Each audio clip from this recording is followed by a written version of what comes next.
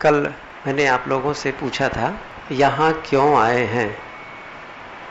सब लोगों ने, कुछ लोगों ने लिखा है, अच्छा लिखा है, क्यों आए हैं। ध्यान करने आए हैं, मन की शांति के लिए आए हैं। दोनों ही, मैंने शुरू में कहा था कि दोनों एक ही बात है। जैसे बाद में पूछा था कि ध्यान क्यों करते हैं, मैं ध्यान क्यों कर रहा हूं, ऐसा मैं क्यों पूछना चाहता हूं, इसकी आवश्यकता क्यों है। चलने के पहले यह जान ले कि हम कहां पहुंचना चाहते हैं। आप यहां खड़े हैं, ठीक है, और आप कहां पहुंचना चाहते हैं ये पता तो होना चाहिए। यहां पहुंचना चाहते हैं, यहां पहुंचना चाहते हैं, यहां पहुंचना चाहते हैं, कहां पहुंचना चाहते हैं ये पता ही नहीं होगा तो आप कैसे चलेंगे।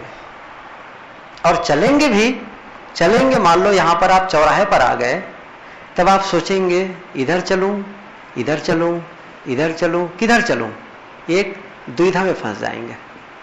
आप ध्यान कर रहे हैं, क्यों कर रहे हैं ये आपको पता ही नहीं, बस बैठे हैं। क्यों कर रहे हैं जी, अरे घर वाले लोग बहुत जिद किए हैं कि जाओ ना ध्यान में, तो आ गया।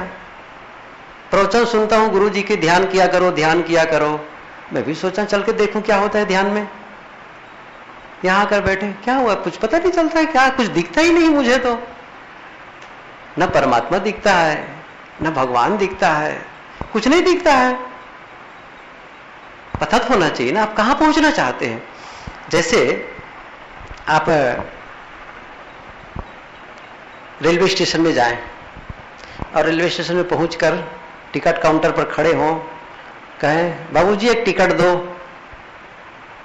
क्या कहें आप लोग, बाबूजी एक टिकट दो, तो वो क्या कहेगा, कहां का टिकट दूं। कहां से क्या उत्तर आएगा, कहां का टिकट दूं। तब आप कहें मैं नहीं जानता हूं, तो आपका सहयोग कर सकता है, बिल्कुल भी सहयोग नहीं कर सकता है। अच्छा, ये निर्णय कौन लेगा, टिकट काटने वाले लेगा, कौन लेगा, आप लेंगे। आपके अलावा दूसरा कोई नहीं ले सकता है कि आप कहां जाना चाहते हैं।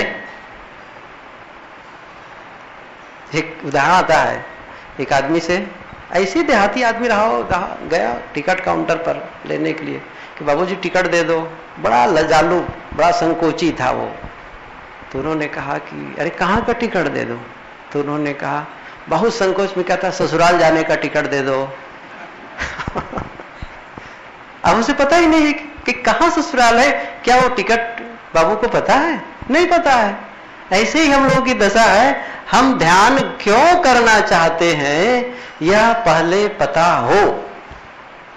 आपको लक्ष्य दिखना चाहिए। अर्जुन के बारे में आप लोग सुने होंगे कि एक पेड़ पर रख दिया गया था पक्षी, उसकी परीक्षा हो रही थी, धनुर्विद्या की परीक्षा ली जा रही थी। तो फिर रखा गया और कहा कि उस पक्षी की आंख में तीर मारना है। तो अन्य जो कौरव पांडव थे उनसे सब पूछने लगे, द्रोणाचार्य बताओ तुम्हें क्या क्या दिख रहा है। किसी ने कहा भाई लोग दिख रहे हैं, आप दिख रहे हैं, और पेड़ है, डाली है, पत्ते हैं, चिड़िया है, सब दिख रहा है। अच्छा, सबसे पूछते गए, सब इसी ढंग से उत्तर देने लगे। अर्जुन की बारी आई, तुम्हें क्या दिखाई दे रहा है। अर्जुन ने कहा मुझे केवल आंख दिखाई दे रही है। उन्होंने क्या कहा, मुझे केवल चिड़िए की आंख दिखाई दे रही और कुछ नहीं। तो फिर कितना सरल है इसी स्थिति में वेदना। आप अपने लक्ष्य को देखें, पहला काम। आप कहेंगे मैं पहुंचा ही नहीं, कैसे देखूं, ये हो सकता है ना, आप पहुंचे ही नहीं, लेकिन ये आप बौद्धिक रूप से समझे। सबसे पहला काम आपको क्या करना पड़ेगा, मेरा ये लक्ष्य है, ये है। कुछ भी आप समझ सकते हैं, अलग अलग है, मैं उसको बाद में अलग अलग ढंग से बताऊंगा कि क्या क्या लक्ष्य है। तो फिर इसलिए मैंने ये प्रश्न किया था कि आप ध्यान कर रहे हैं तो क्यों कर रहे हैं, क्यों ध्यान करना चाहते हैं, ध्यान से क्या लाभ होने वाला है। गुरुदेव जी सुबह के सत्र में बहुत कुछ बताए हैं, और ध्यान क्या है पुस्तक में इस संबंध में विस्तार से वर्णन भी है। हम बहुत लोगों ने अच्छी बातें लिखी हैं मन की शांति के लिए, दुख मुक्त होने के लिए, इतना बढ़िया है। लेकिन एक बात बताऊं, कई लोग लिखे यहां क्यों आए हैं, मैंने पूछा तो उसमें लिखते हैं यहां आप शांति के लिए। लेकिन एक बात बताऊं, यहां शांति मिलने वाली नहीं है। आप किसी भी कमरे में खोज के देख लीजिए, हो तो हम फ्री देने वाले हैं शांति को, बिना पैसे के हम देने वाले हैं। किसी भी कमरे में आप देख सकते, किसी भी अलमारी में खोज सकते, शांति रखी नहीं है। तो शांति कैसे मिल जाएगी? आप पुस्तक खरीद सकते हैं लेकिन शांति नहीं खरीद सकते हैं। अभी कुछ साल पहले की बात है, कुछ साल क्या 2 साल 1.5 साल पहले की बात है, ठंडी का मौसम था, ऊपर मैं बैठा था ठंडी में, धूप में कुर्सी पर, तो कॉलोनी के ही, सोसाइटी के ही 2-4 लोग आए। सोसाइटी का तो एक ही सज्जन थे, उनके घर उनके मेहमान आए थे, जमाई इत्यादि, उनको लेकर आए, चलो हमारे आश्रम में दिखाएं आपको। आए, जैसे वे लोग आए, दूर से आए थे, बाहर गांव से, यहां अंदर प्रवेश करते हैं गेट के अंदर तो कहते हैं कि बड़ी शांति मिली। ऊपर आकर मेरे से कहने लगे, महाराज यहां आए तो बड़ी शांति मिली। मैंने चुपचाप सुनी। दूसरी बार फिर वही बात कहते हैं, बड़ी शांति मिली। मैंने फिर भी उसको चुपचाप सहा।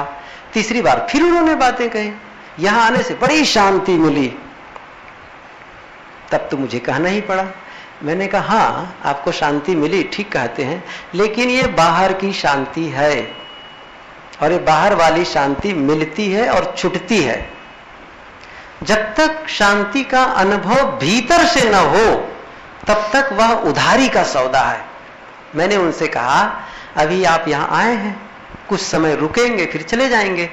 मान लो आपसे कह दिया जाएगा कि आप यहां 1 महीना रुके, क्या करें? 1 महीना रुके तो 4 दिन के बाद आपको लगेगा अरे यहां तो अखबार पढ़ने नहीं मिलता है, टीवी देखने नहीं मिलता है। तो जहां आपको शांति मिली थी वही आपको काटने दौड़ेगी। अब यही आश्रम की दीवार आपको काटने दौड़ेगी, मैं नहीं रह पाऊंगा, मैं जाऊंगा, मैं जाऊंगा। अभी तो शांति मिल रही थी, कहां चली गई वो? क्योंकि बाहर की शांति थी ना। बाहर की शांति मिलती है और बिछुड़ती है। हमें क्या करना है? वस्तुतः भीतर शांति मौजूद है। इसलिए ध्यान का मतलब है अपने आप में लौटना और कुछ नहीं। ध्यान क्या है? अपने आप में स्थित हो जाना, यही ध्यान है। ध्यान कहीं करना नहीं है। जब कहीं भी आप ध्यान करना बंद कर देते हैं उसी समय ध्यान होता है। हम ध्यान करें ही मत। अब जब ध्यान करना बंद होगा ना तभी ध्यान होगा। आप ध्यान करते हैं, ये गड़बड़ होता है। आप कहेंगे उल्टी बात कैसी? ये सीधी बात है। ध्यान का मतलब है आपके मन की शक्ति जिसे आप कहीं लगाते हैं। ध्यान में मतलब मन की एक शक्ति है, ताकत है। वो क्या है? शक्ति। इसीलिए कहते हैं ध्यान से पढ़ो। क्या कहा जाता है? ध्यान से पढ़ो, ध्यान से जाओ, ध्यान से आओ। इसका मतलब ध्यान को कहीं लगाते हैं आप, आपके पास वो शक्ति है लेकिन आप उसका प्रयोग नहीं करते हैं तो फिर वो अनुपयोगी हो जाती। जैसे हम लोग यहां बैठे हैं लेकिन हम सब दौड़ना जानते हैं लेकिन दौड़ नहीं रहे हैं। या भी बैठे हैं, दौड़ नहीं रहे हैं, इसका मतलब क्या दौड़ने की शक्ति नहीं है? दौड़ने की शक्ति है लेकिन अभी हम उसका उपयोग नहीं कर रहे हैं। दौड़ने की शक्ति का उपयोग नहीं कर रहे हैं।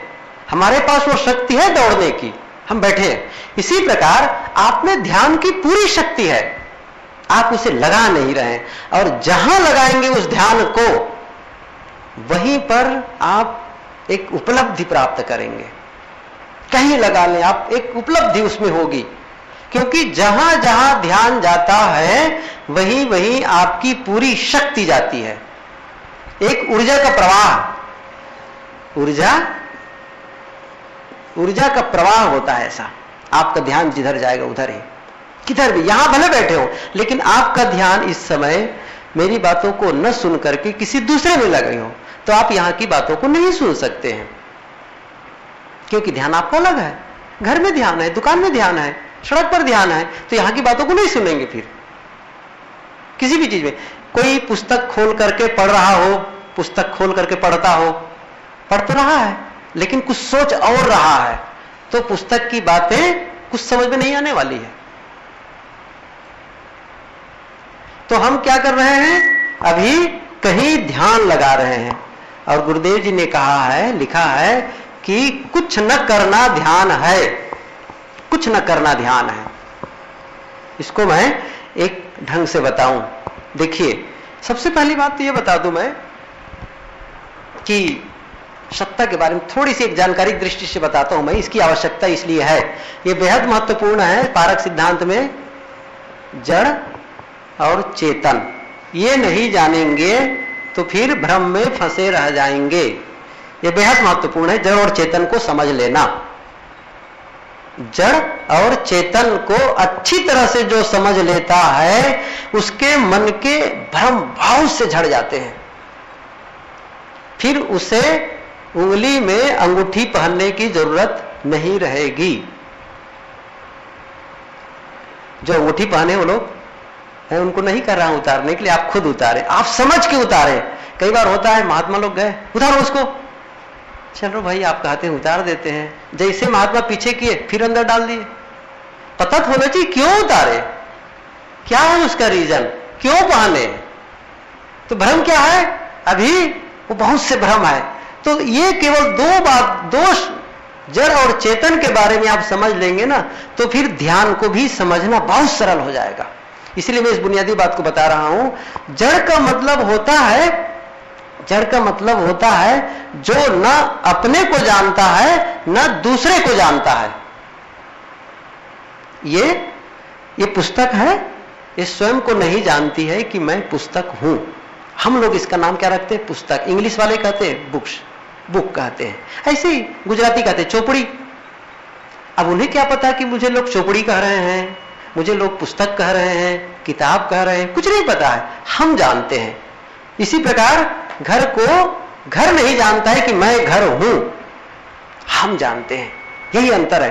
तो जड़ का मतलब है जो न स्वयं को जानता हो न दूसरे को जानता हो, और चेतन का मतलब है जो अपने को भी जानता है और दूसरों को भी जानता है। ये बुनियादी बात को सबको समझ लेना चाहिए। क्या है, मैं चेतन अपने को भी जानता हूं और दूसरों को भी जानता हूं। यद्यपि दोनों सत्य हैं, जड़ भी सत्य है, चेतन भी सत्य है। सत्य का मतलब जो सदा से है, यहां का भाव यही है। लेकिन जड़ अपने को नहीं जानता, चेतन अपने को और दूसरों को जानता है, इसलिए वो परम सत्य है। और मैं कौन हूं, मैं यही हूं चेतन, मैं आत्मा हूं। ठीक है। ध्यान में हम लोग क्या करते हैं, एक जड़ हो गया एक चेतन हो गया। मन क्या है, थोड़ा सा मैं इसका विस्तार नहीं कर रहा हूं, आप लोग स्वयं समझेंगे। जड़ चेतन का, न जड़ से चेतन बनता है न चेतन से जड़ बनता है, दोनों बिल्कुल भिन्न है। ये नहीं है कि जड़ से कुछ बने, जड़ से चेतन नहीं बनता है। जड़ से जो बनेगा वो जड़ ही होगा। जड़ से जो निर्माण होगा, जैसे ये आश्रम का निर्माण किससे हुआ है, ईंट से, सीमेंट से, लोहे से, पानी से, कई सामान मिल करके। तो फिर वो जो सारे सामान है क्या है, वो जड़ है। इसीलिए सब मिल करके क्या हुआ, एक जड़ पदार्थ का निर्माण किया। चेतन का निर्माण नहीं कर सकते, और चेतन भी किसी जड़ का निर्माण नहीं करता। यह सिद्धांत तो है। सिद्धांत क्या है लोगों का, कुछ लोगों का, कि केवल चेतन है और उसी से जगत दिखाई देता है, वही जड़ है, अलग अलग कुछ नहीं है। और कुछ लोग भौतिकवादी का क्या मानना है, चेतन है ही नहीं, बेकार है चेतन वेतन कहना। जड़ जब आपस में मिलते हैं एक विशेष स्थिति में, तो चेतना अपने आप प्रकट हो जाती है। ये उन लोगों का मानना है। लेकिन परम सिद्धांत कहता है जड़ से न चेतन बनता है न चेतन से जड़ बनता है। प्रश्न होता है मन, मन क्या है, जड़ है कि चेतन है। ये सत्ता है, दोनों की सत्ता। सत्ता मतलब जो है, सत्ता, ठीक है ना। सत्ता मतलब जिसकी उपस्थिति है, दमदार है वो, कोई है उसके अंदर, कोई पदार्थ है। जड़ भी और चेतन भी, जड़ चेतन दो वस्तु है। कहा गया है अति प्रसिद्ध जगमाही, इनके पारक प्राप्ति बिन बंधन छूटत नाही। सदगुरु काशी साहब ने भी इसके लिए कहा है कि क्षिति जल पावक क्या आया है, 5 तत्व, चेतन जीव मिली सट वस्तु है, असंसार अनादि स्वयं है, ऐसा उन्होंने कहा है। भूमि जल तेज वायु आकाशा 5 तत्व जड़ सदा निवासा, चेतन जीव मिली सट वस्तु है, असंसार अनादि स्वयं है। ये इस संबंध में आप और विस्तार से अलग से जानेंगे। हमारा ये भी समय विषय नहीं है, हमारा खास विषय है मन पर। लेकिन मन को कब तक ठीक से नहीं समझेंगे जब तक इन दोनों को न समझ लें। मन क्या है, न जड़ है न चेतन है। बड़ा अद्भुत है ये मामला। मन का अनुभव सब कर रहे हैं। कोई कह सकता है मेरे पास मन नहीं है, अब वो बताओ कि जड़ है कि चेतन है? वो जड़ नहीं है, न मिट्टी है, न पानी है, न आग है, न हवा है, और न वह चेतन है। लेकिन दोनों का जब संबंध हुआ, चेतन का और जड़ का, तो यहां पर क्या बन गया? मन। अब ये मत पूछिए कि ये संबंध कब हुआ ये मत पूछिए कि ये संबंध कब हुआ, और यदि पूछते भी हैं तो उसका उत्तर क्या होगा? अनादि से है, सदा से है, उसका आरंभ ही नहीं है, सदा से हम बंधन में हैं। अब करना क्या है? इस मन को ही समझना है, बेहद महत्वपूर्ण है।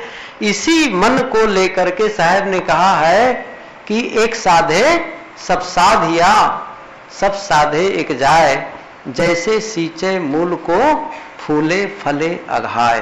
एक मन को ही साधना है। देखिए मैं बता रहा हूं थोड़ा से और, ये बिंदु है, आप लोगों को दिखता होगा शायद ये, या फिर मैं इसको दूसरे ढंग से बताता हूं। ये कल्पना, कल्पना के परिप्रेक्ष्य में देखना है इसको, आप ज्यों के त्यों ना मान लीजिएगा।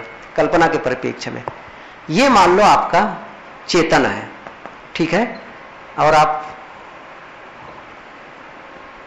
ये आपका मन है, ठीक है, ये आपका जीव कह न सकते हैं, जो भी कह ले, जीव है, ये मन है। मन क्या है थोड़े समझे। मन का मतलब है विचारों का एक पुंज, जिसमें केवल विचार भरे हों, बिल्कुल जैसे पूरा विचारों से भरा हुआ है, एकदम से पूरा भरा हुआ है चारों तरफ से पूरा, समझ रहे? ये जीव है, कल्पना की दृष्टि से देखिएगा इसको, ये जीव है और चारों तरफ क्या है? पूरा मन भरा हुआ है। इंद्रियां हैं, कितनी इंद्रियां हैं? 5 ज्ञान इंद्रियां हैं। आंख है, नाक है, कान है, जीभ है और इच्छाम है, ठीक है। यहां से ज्ञान बाहर आए या बाहर का ज्ञान इसमें जाए, ये जाने तो रास्ता कौन कौन से हैं? 1 2 3 4 ये 5, ठीक है। इसको हम आंख कहें, आंख, कान कह लीजिए, नाक और आंख नाक कान, जीभ, चाम, ठीक है। ये रास्ते हैं अंदर जाने के लिए। बीच में कौन पड़ता है? देख रहे हैं कौन है? मन है। ये बाहर के ज्ञान को यहां तक जाने के लिए बीच में कौन पड़ रहा है? ये ज्ञान आया आपका, चाम से ठंडी लग रही है यहां से, और यहां तक पहुंचना है तो बीच में क्या आया? मन आता है। सुंदर है कि कुरूप है, आंख से देख रहे हैं, बीच में क्या आया? मन आता है। तब उसको पता चलता है अच्छा है बुरा है कुछ भी हो, और इसका जो है इस मन में जो कुछ भी घटना घटती है, जो भी आप हैं, इसका पूरा प्रभाव इस पर आता है पूरा, और आपके सारे व्यवहार पर आएगा। मन में जो आप अनुभव कर रहे हैं वो संपूर्ण व्यवहार पर आएगा आपका। यदि आपका मन ख्याल करें गंदा है, ये चारों तरफ क्या है? गंदा है ये मन, जो विचारों का पुल है, गंदे विचारों से पूरा भरा हुआ है, तब इसकी दशा क्या होगी? बीच वाले जीव की, आत्मा की, आप जानते हैं, समझ गए ना? चारों तरफ मन है, पुंज है, और ये गंदे, बिल्कुल बहुत खराब है, वो गलत गलत सोचता है, तो इसकी क्या दशा होगी? अपने मन के बारे में सोचें। आप किसी सोसाइटी में रहते हैं, कॉलोनी में रहते हैं, और आपकी कॉलोनी में जहां घर है तो चारों तरफ बदमाश लोग हों, लुटेरे लोग हों, चोरी, हत्या, बहुत गलत काम करने वाले हैं, जब जैसे समय पाए तुरंत आपको छीन ले या आपके सामान को छीन ले, घर में चोरी कर ले, तो आप कहेंगे एरिया ठीक नहीं है। आप क्या कहेंगे? घर को बदलना है मुझे। लोग अच्छे नहीं, आसपास के लोग अच्छे नहीं, इसलिए आप बदल देना चाहेंगे। अच्छे, फिर कहां जाना चाहेंगे? वहां जहां अच्छे लोग हों, बढ़िया लोग हों, वहां जाना चाहेंगे। अब आप ख्याल करिए, अब आपके चारों ओर गंदा मन है, क्या दशा होगी? मन की गंदगी से हम कितने प्रभावित हो रहे हैं, उसे आप सहज ढंग से समझ सकते हैं। और दूसरे ढंग से, यह मन बढ़िया है, सुंदर है, साफ है, निर्मल है, बढ़िया अनुभव कराता है, आप हर समय मस्त आनंदित होते हैं, बहुत अच्छा अनुभव करते हैं, तो फिर आप कितने प्रसन्न होंगे? क्यों होगा? मन अच्छा है तो आपका अनुभव अच्छा होगा, फीलिंग्स अच्छी होगी। मन गंदा है तो आपके भीतर का अनुभव भी खराब होगा। और फिर इसका जब आप खराब अनुभव करेंगे तो आपका व्यवहार आपके आंख तरफ से निकलेगी, कान से निकलेगा, चाम से निकले, फिर ये इंद्रिया जब व्यवहार करेंगे ना, तो ज्ञान इंद्रिया फिर काम करेंगे उससे। एक कर्म इंद्रिया, एक ज्ञान इंद्रिया है। क्या होता? कर्म इंद्रिया आपके पूरे शरीर से फिर आपके भीतर का जो अनुभव है वो बाहर निकलेगा, आपका चेहरा बताएगा, आपके सारे क्रियाकलाप में। जब आप चलेंगे भी ना, जब आप चलेंगे तो पता चलेगा। सीढ़ी जब उतरेंगे, चढ़ेंगे तो खट खट, जैसे कोई बहुत नाराज है आप, बहुत जोर से। क्यों? भीतर है ना वो चीज है। सारा काम भीतर होता है, बाहर तो केवल दिखावा है। हम भीतर जो हैं वही बाहर प्रकट करते हैं। और साहब की भाषा में कहूं, जो रहे करवा सो निकले टोटी। कबीर साहब क्या कहते हैं? जो करवा में है, करवा का मतलब टोटीदार बर्तन, घड़ा जो होता है, वही बाहर निकलता है। तो आप यहां हमें अब क्या करना है? ध्यान का मतलब होता है ये पुल को तोड़ना। इसको मैं दूसरे ढंग से बताऊं। साहब कहा करते हैं, गुरुदेव जी इसको इस ढंग से कहते हैं कि देखिए, जैसे